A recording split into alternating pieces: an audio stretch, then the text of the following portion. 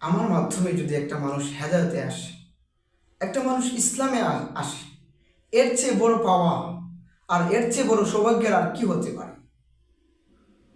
যে আমার মাধ্যমে একটা মানুষ ইসলামে আসলো, দ্বীনে আসলো, তখন সে যত কাজ করবে, যত সব কামাবে, যত আমল করবে, সব কিছু আমার আমল নামায় যুক্ত হতে থাকবে।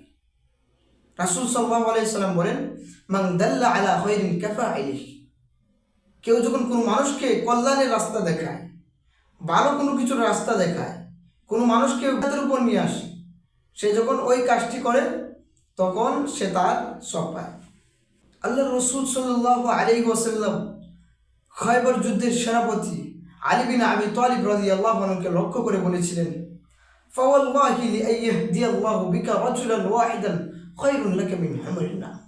হে আলী, তুমি যুদ্ধের ময়দানে যাচ্ছ, খুব ভালো কথা, কিন্তু তুমি মনে রাখবে, স্মরণ রাখবে, ওই যুদ্ধের ময়দানে গিয়ে সর্বপ্রথম একটা মানুষকে হেদায়েতের আহ্বান করবে।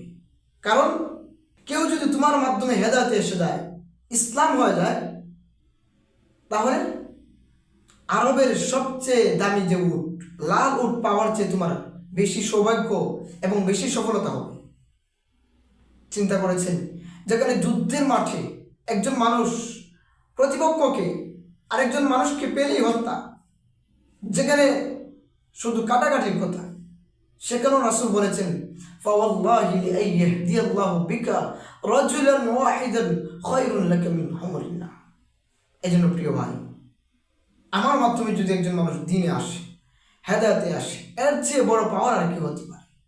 এই জন্য আসুন, আমরা আমাদের জায়গা থেকে, আমরা আমাদের স্থান থেকে, আমরা আমাদের সামর্থ্য অনুযায়ী মুসলিমের মাঝে ইসলাহের দাওয়াত শুরু করি, মুসলিমদেরকে পরিপূর্ণ মুমিন বানানোর চেষ্টা করি, পরিপূর্ণ ইসলামে নিয়ে আসার চেষ্টা করি।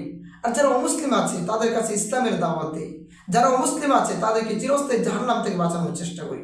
আমার মাধ্যমে যদি একজন মানুষ মুসলমান হয়ে যায়, তাহলে সে যত আমল করবে সে তাকে মুসলমান বানাবে, সে যত আমল করবে সে তাকে মুসলমান বানাবে, সে যত আমল করবে সব আমল আমার আমল নামায় এসে জমা হবে। এর চেয়ে বড় সৌভাগ্যের আর পাওয়ার কি হতে পারে? আল্লাহ সুবহানাহু ওয়া তাআলা আমাদেরকে উম্মার জন্য, উম্মার দরদে, উম্মার ব্যথায় ব্যতীত হয়ে কাজ করার তৌফিক দান করুন।